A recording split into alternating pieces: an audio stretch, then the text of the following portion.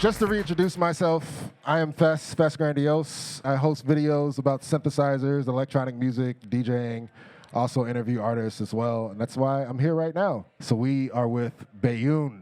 Hi, everyone. Yes, I'm Beyun. I am originally from the States mainly, but now I'm based in Rotterdam. So I didn't have a very long commute this morning, so that's great. And today I'm going to kind of look at a couple different things with Reason. One is how I have a live set set up that fuses both hardware and Reason together, using Reason as sort of a sound box and kind of shifting a few paradigms of how you might think of the timeline in order to set up automation for all the different tracks that I transition through. And then another part of the talk will involve how I kind of brainstorm in the studio and talking about studio workflows, using hardware sequencers and VSTs in Reason, and how I approach that and take the jams that I have in the studio and then transform them into live sets. And then also looking at some really nice Reason players, how I would work on a jam if I didn't have my hardware sequencers. So that's kind of... Hell yeah. Yeah. Let's back up a little bit. How did you start using Reason, or when did you start using Reason? Yeah, so I was actually introduced to Reason by Pierre, who is on his way. And before that, I was using Ableton, he was using Reason in his studio, and I was kind of interested by the interface. It looked a lot more colorful and tangible and really mimicked the feel of hardware. And to me, that's something that was very appealing because, I kind of want that greater tangibility. I'm a very visual person. I like how customizable the Reason rack is. It just feels very interesting to me. It doesn't feel like this kind of gray Excel spreadsheet type thing, but I do love Ableton as well for what it does. But Reason is also... It's a common joke. It's cool. Yeah. Even though they're right over there, it's cool. I mean, but, let's call it what it is. Reason is the software that mimics hardware. I know for me personally, that's how I got into hardware, is actually using Reason from like 2004 to at least 2010. And then, of course, I switched to Ableton, like probably a lot of us. But then, just like last year when I realized that Reason can be used in a plugin inside Ableton. Yeah. It's pretty sick, too. That's a game changer, too. Right. So you can have it both ways. It's great. Yeah. So. Have you done that setup at all or experimented with that? I don't really use Ableton as much anymore, but I do have friends who use the plugin and love the plugin. And I think that's, because they're using Redrum and NXT and a whole bunch of other favorite built-in Reason synths that are so wonderful. And it's great to have that option as well because, there's strengths for both DAWs. There's strengths for any DAW. And it's all about finding the workflow that works for you. And I'm going to maybe share some ideas today that might inspire you and see if this is a workflow that you could adapt in your studio or live set setup. It's just all about sharing ideas. So. What hardware do we have on this table right now? Yeah, so we have a Electron analog rhythm, the Octatrack, also by Electron. I have an RE303, which is a replica, not a clone, of the original 303. That one, it's made by DynSync, and you can either custom build it yourself if you're good with oscilloscopes and soldering, or you can ask some builders out there to make it for you. And then I have the Arturia KeyStep Pro, and all of those will be sequencing some VSTs that are in Reason, and a bunch of, I'll explain this in a little bit after I do my jam. There'll be more details soon. And then I have a little Novation launch control MIDI controller, just because that's what I had lying around, and I use that to do some filtering of the VSTs that I have set up.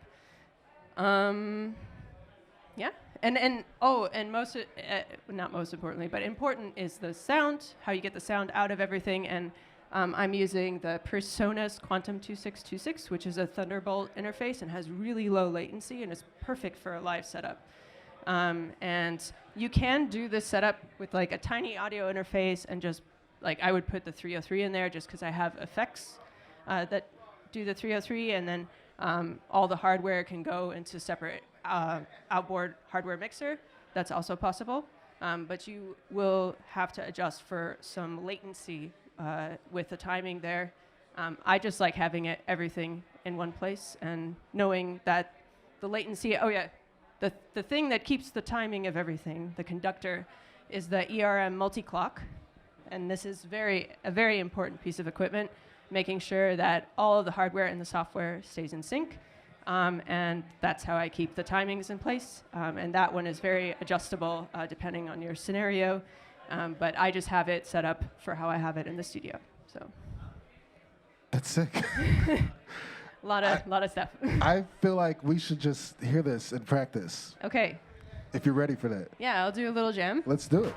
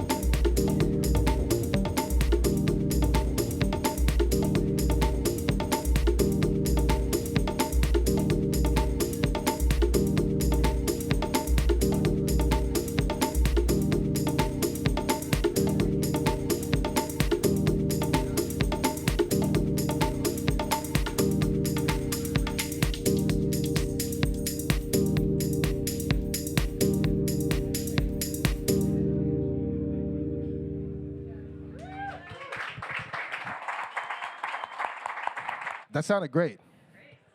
I just got to jump in and say I've never seen an octatrack used with Reason like ever, and I see what's happening somewhat. Yeah. I see a lot of combinators. Yes. I see octa tracks 1 through 8.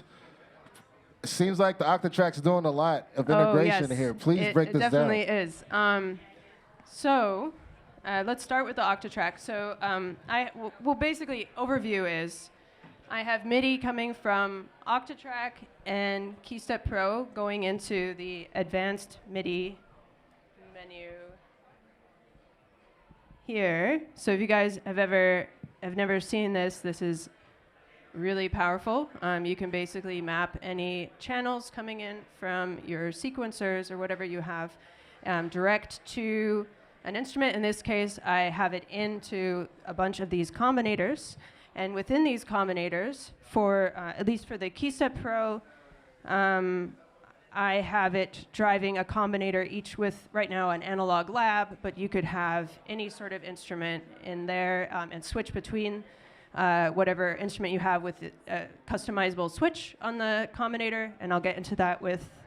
So just for reference, if you're not familiar, combinators in Reason is your key to customization. You could pretty much make whatever you want using combinators, similarly with Ableton racks.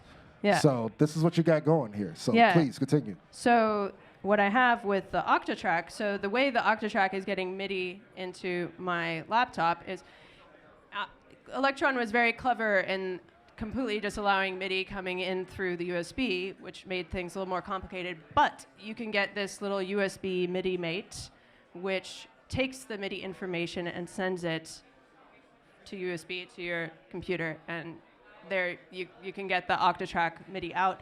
And so the nice thing with Octatrack is you have both the samplers, the 8-track of samples you could do, each with 4 parts, but at the same time you have 8 MIDI outs that are, basically I have it all being sent to my combinators with a bunch of NNXTs, because I find that the sound that comes out of the NNXTs is a little bit more rich than the onboard sampler in the Octatrack. For the Octatrack, I've kept it simple.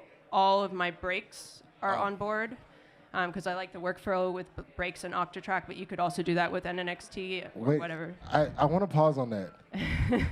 Did you just say that Reason Sampler is a little bit more favorable than Octatracks? That's a statement right there. I like yeah. that. The Yeah, for NNXT sure. is modeling the classic Akai S1200, which is a beautiful, like, classic analog sampler. And if you want to have a whole rack of a lot of them, you're talking about shelling out a lot of cash these days. So it's very convenient to have the same power virtually, and you can effectively have an unlimited amount of NNXTs. They don't use that much system memory when no MIDI information is going into them. So that makes them a really cost-effective, at least processor-wise, option for sampling.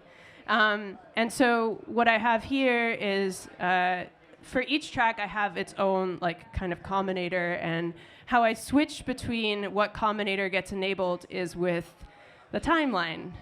And so each measure in the timeline is effectively a track. And so I have my Novation launch control here that allows me to kind of go between the two.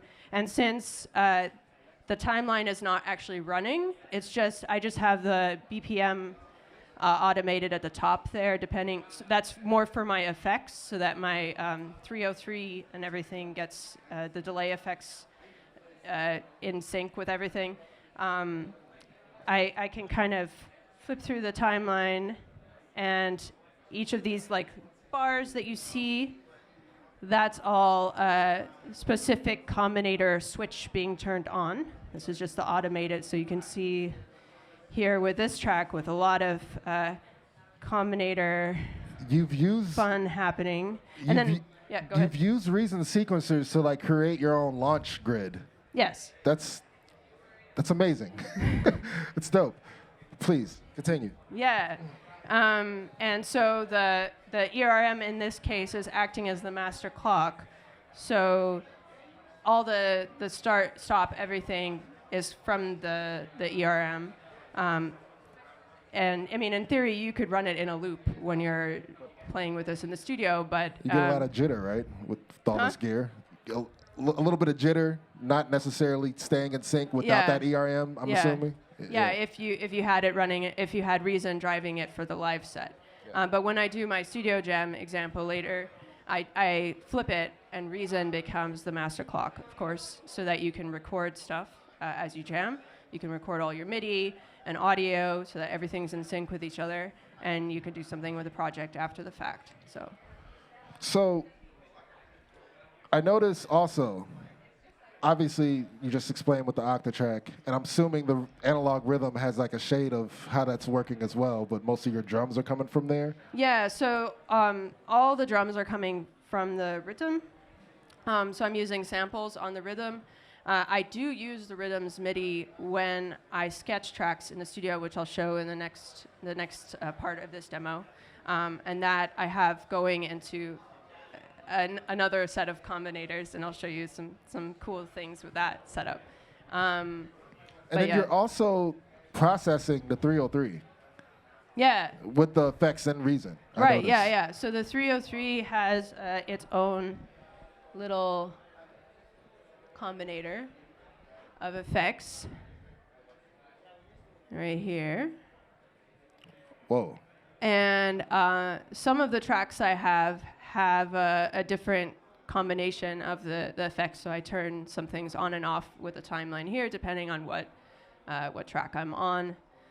This was still, of course, a work in progress, this live set, but it's coming along pretty nicely. And so I can change. The thing is, you can't quite automate the patches, so you have to have the instruments,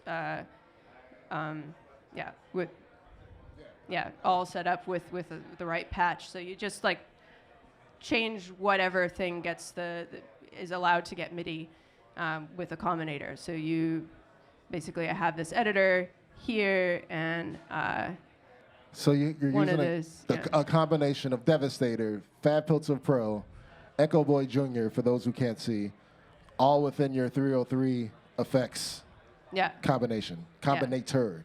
Yes, my secret sauce for making that really nice dope 303 sound. Can you touch on, just for a second, your latency settings? Because you touched on that and how important that was to be able to process using the effects live, keeping your latency tight. Like, what type of settings are you using with this interface to keep that tight? I mean, it's very low. As you can see, it's almost like simultaneous. I don't feel any latency when I play the KeyStep Pro and get sound out. I don't know the exact number. That's cool. But I can say that within the menu, it's like very, very small, like 15 milliseconds or something, that I have the offsets on even maybe lower. Yeah, that master clock is important. You got me thinking about getting one of those. Wow. Okay, this is the live setup. Yes. How does that differ from your studio setup? So let me go ahead and switch. Let's give it up for Beyun really quick, because this is... Okay, so I'm just going to do a little jam again of everything, and then I'll show you how I have things set up. Cool. Okay, this time I am using Reason as the master clock.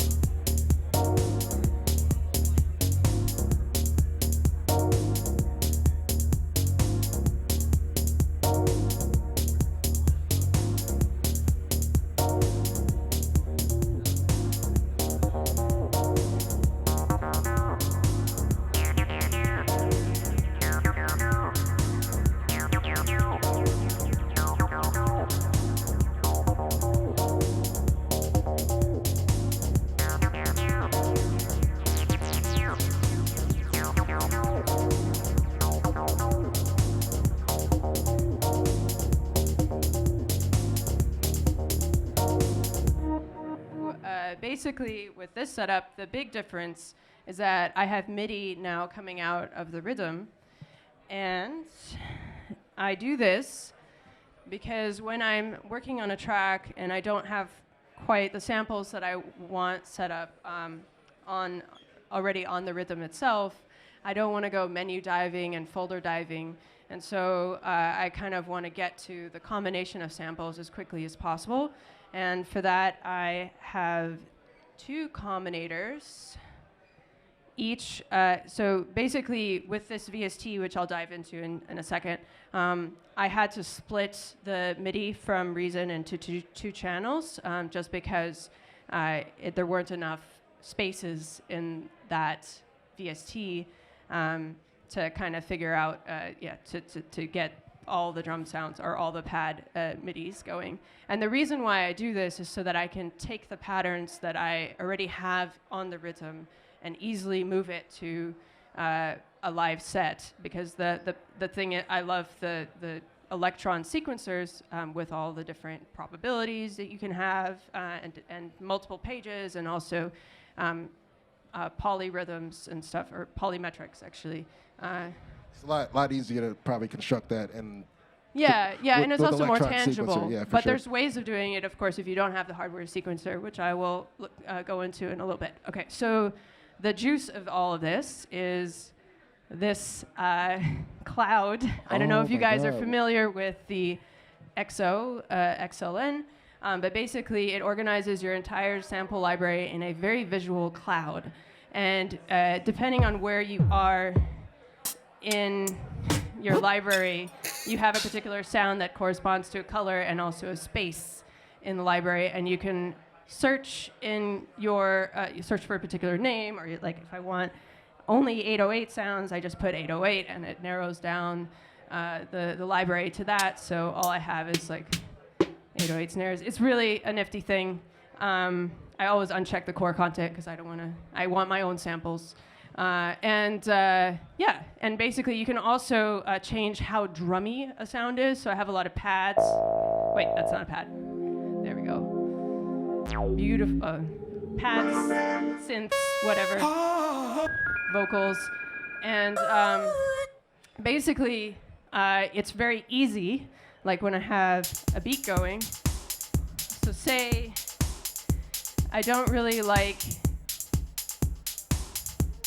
that sound, I don't really like it, let's say. So I want to switch that out.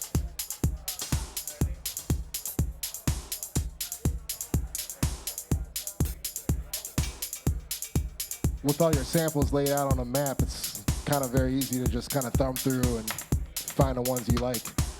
Seems like with this. Okay, anyway, that's the cool part. You can just like really, and I kind of have a feeling for where in the cloud to go to get a particular sound, and similar sounds are organized kind of spatially together. How do you have XO chained up in your combinator, though? Yeah, I have 3 of them because I like to layer my drum sounds sometimes. And so I will have, so for this one I have like the main beefy kick, and then I think I have a click. No, that is a different kick in a different frequency for this one. So I have one that's a bit subbier and one that's a bit top heavy. And then sometimes I'll throw in a click. This one you can barely hear. Sorry, I don't have just monitors. Just to add like a bit like a thump. Yeah, I know, we don't have studio monitors here, so it's like, yeah. But that's cool. Yeah, and so that's kind of the big difference. And then also I have all the MIDI tracks here armed, so that when I'm ready, if I have a nice loop and I'm ready to jam, I just hit record and it records all the MIDI, all the audio coming in through the audio interface. So I would just arm these if I have like some breaks coming through the Octatrack, or mainly the 303 is what gets recorded here. So it is extremely important to hit record when you're jamming with hardware. I just want to throw that out. That's like the main tidbit about jamming, is just hit record, because then you could actually make some tracks. Yes. That's wonderful. I wanted to see if anybody had any questions really quick. Yes. I was actually wondering, when you record all these tracks coming out of the Octatrack, do you get the wet signal? Like, do you have all the compression coming from all the effects coming as well, or is it pure dry audio? Oh, for the Octatrack. Well, if I have effects on a particular part, Yeah. then of course it'll record that. There's no way to kind of get the dry. It just records whatever comes out of the Octatrack. I see. So, yeah. Okay. So the next part of this is what do I do when I'm on the road and I want to jam out a little bit and I don't have my hardware sequencers. That's where these Reason players come in. So if I arm these, I already did some work before this talk just to kind of keep things.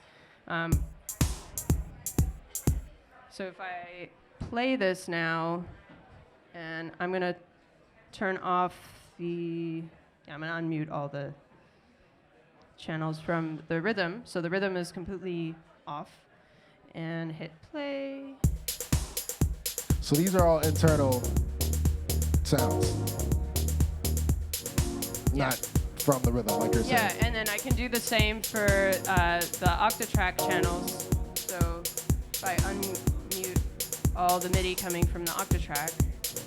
Now no MIDI is coming from the Octatrack or the rhythm that's affecting. This is all the Reason players that we have. If we could back up a minute, aside from being able to quickly jam, what are some of your other favorite players? Is it just the drum sequencer, or have you used any of the other players? Yeah, let's get into that. So, hang on. Getting confused by all the different stop buttons. There's a lot of them. Well, you brought your whole studio here, Yeah. so it's all good. Okay. Now, if I want to play around with, say, the bass line, so let's get this going.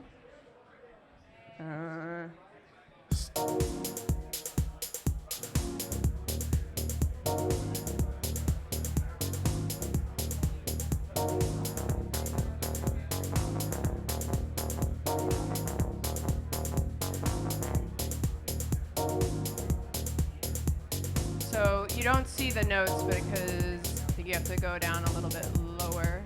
There And we for go. those that can't see, she's using the polystep sequencer, which is a Reason player, and looks like combination with the pattern mutator. Yeah, so I haven't turned the pattern mutator on, but if I turn it on and I hit record,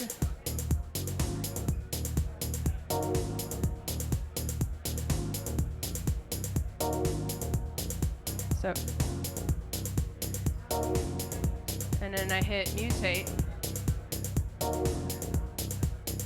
I can come up with other interesting bass line. Okay, so that is one cool thing. So, okay, wait, hang on. Too many stop buttons. Okay, there we go.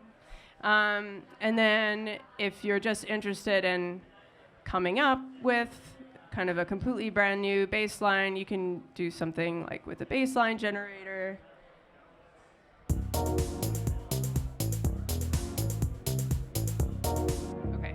Let me, my musical ears are kind of going a little bit. I'm going to turn off all the pad sounds because they're now not in the same scale. Okay.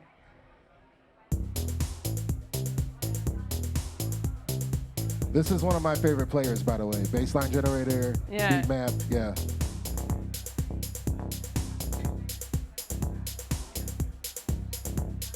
So that can just be a starting point, and yeah, you can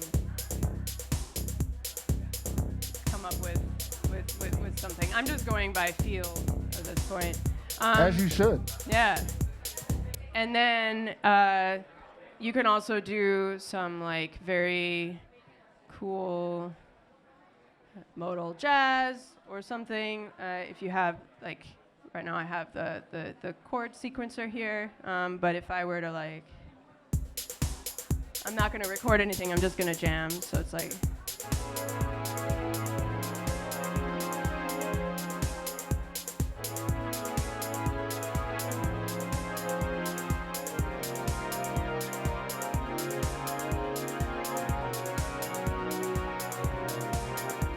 yeah, you get the idea. So you can kind of come up with, there's all sorts of like cool Reason players to just jam with, and if you have a tiny portable MIDI keyboard, and your headphones and a laptop and this setup, you can do pretty much what I have here, but I just like this for the tangibility. It's my workflow and also helps me translate the tracks to live. Let me stop so you can hear me a little bit better. Yeah. Well, how about that? Yeah, thank you.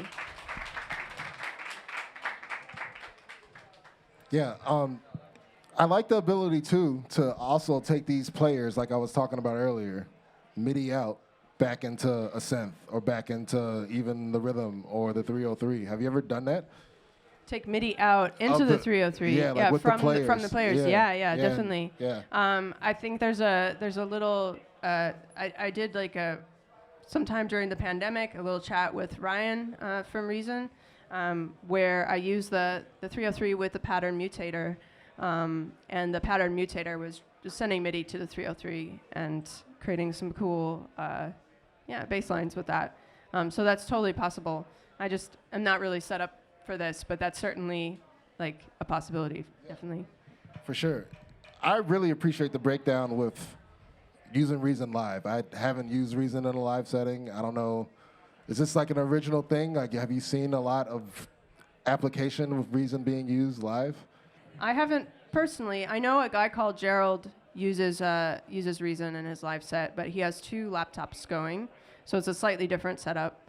And I think there's probably a few others, but Gerald is probably the most like prominent person I can think of. So, how y'all feel? We got any questions out here about Beyun's setup? I see you using a Electron Octatrack. Do you use the plug-in VST that Electron gives you, or do you just use the Octatrack raw? I just use the Octatrack raw. I don't use Overbridge, which I think is the There's a lot of like processing overhead that happens with the Overbridge, and I mean I think you can probably I know I've done kind of split tracks using Overbridge with the rhythm, but I haven't done it with the Octatrack. For me, I just want the raw MIDI out and the sampler on the Octatrack. So. That's a good question. Yeah, thank you. With the rhythm, are you purely using that as well, just for the MIDI sake, or are the samples? Is it audio as well? Yeah, so I don't know if you were here for the beginning, but I did a live set, and that had the audio coming from the rhythm. So in the live setup, I do use the audio from the rhythm just so I have kind of different sources of audio, and I can bail and just use if something goes wrong with the MIDI, I'll just use the 303 and the rhythm jamming together for a little bit. So cool, thank you. So where can we find your music? Let's talk about what you got out and what you got going on. I understand you also run a label. Yeah. So you can find me on Spotify at Beyun, Beyun. I'm also on Wax, so I have a record label distributed by Clone in Rotterdam. It's called Vault Wax. I think we have 5 releases now, and so if you like vinyl, I'm also there. And also on Bandcamp, so vaultwax.bandcamp.com. And yeah, that's where I'm currently found now. So. And you're based in Rotterdam. Yes, right? Yeah. What's the next gig? What you got going on? Yeah, so I'm actually playing Rotterdam dance event. Don't say that. Don't say that. I'm just joking. On Saturday at Poing. So with Lido and Atir, so that's a gig I have coming up, and also I'll be in the States in December. Right now I'm really heads down in the studio, just like making a lot of tracks and working on this live set. I want to get it to a point where I can debut it, maybe on one of the local radio stations here, just for a nice little low-key debut, and then somewhere else. So we'll see. That's awesome. Ladies and gentlemen, once again, Beyun.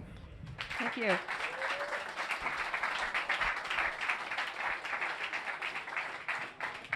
I wanted to ask, from someone who's coming not from like years and years of using hardware, why did you choose Reasons? Why? Yes. Well, I explained this in the beginning. You're the one who clued me on to Reason. Thank you. But why though? Because when I think about myself and using it, I understand why I use it. But Yeah. for most people here that maybe have never even touched anything, any hardware devices, what would attract them to Reasons? Yeah, so I mean, there's a few things. I talked a little bit about the visual part of Reason in the beginning and how tangible it is and how colorful the interface is and customizable the rack is. But at the same time, everyone is kind of using like one particular DAW in the space, and there's a sound that kind of comes out from that. And because Reason is so flexible in what you can do with it, you can create a really unique sound with Reason that I think you can't quite achieve with kind of the typical DAWs that people choose. The thing, yeah, that's what I love. And also the sound that comes out of Reason, I mean, it's basically emulating a giant SSL board with as many channels as you want. That's really kind of a nice thing to come out of software and not have to like buy a ton of hardware to get that quality sound that comes through. And you can also have a master bus out with what, I didn't quite dive into that, but I do have a nice master bus on this with, right now it's very simple just because I didn't want to have too much overhead, but I have a nice Dwarmer S73, which warms up the sound just a little bit to give it a really lush analog feel. You can't really hear it on these speakers, but I have a nice studio setup, and so you really kind of do hear that. The sound difference is quite noticeable with Reason. It's just really nice analog-like sound, even though you're using digital VSTs. Yeah. I gotta add to that. It's also just fun. This software is fun. Yeah. We have another software right kitty cornered us. I don't want to say they're not fun, but when I look at Reason, I see things that look familiar to me in the actual real studio. And then you flip the rack, and you can actually, yeah.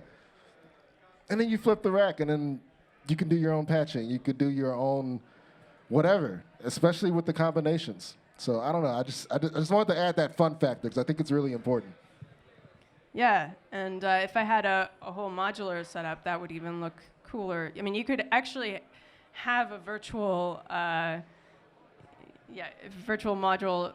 setup with Reason, and just drive it with like the key step or the rhythm without having to shell out a lot of cash for modular. So, and also get the gear acquisition syndrome that you get with modular gear. Very dangerous. Oh boy, do I know that well. Just want to give it up for Beyun again. It is a lot to come out with pretty much your entire hardware studio and open it up and sharing a bit of your process. I know some of us electronic artists can be a little bit cagey about our process, but we wouldn't really be here if we didn't want to share a little bit of tidbits about what we're all doing in the long journey of creating electronic music. It's kind of never endless, right? Especially with all the technology out there, you want to kind of fuse everything together. We have lots of software. We have lots of hardware that have the capabilities, if not more so than software. Why not use it all? We don't have to really have an ideology that just says, I only use Ableton or I only use the Octatrack. Use it all. It's cool. You might figure out a new workflow.